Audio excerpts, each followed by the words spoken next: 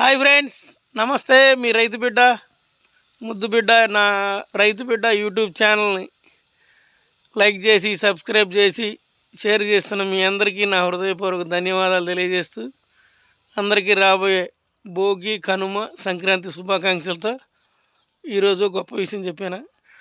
ఘోరమైన మంచు పడుతుంది, వాన పడ్డట్టు మంచు పడుతుంది. ఈ మంచుకి, వానకి, ఎండకి పోరాటం చేసేది నిజమైన వాళ్ళు ఎవరంటే ఒక రైతు, ఒక జవాన్. ఖచ్చితంగా గుర్తుపెట్టుకోండి. ఒకసారి అందరూ ఆలోచించండి. ఈ మంచికి పొద్దున్నే కాఫీ తాగాలనిపిస్తుంది, టీ తాగాలనిపిస్తుంది, కొద్దిగా వేడివేడిగా ఇడ్లీలు తినాలనిపిస్తుంది. కానీ రైతు ఈ టయానికి ఖచ్చితంగా పొలంకి వెళ్ళాల్సిందే.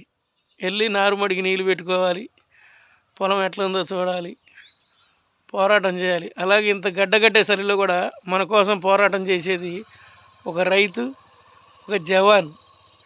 రైతు కష్టపడి పండిస్తాడు, పోరాటం చేస్తాడు.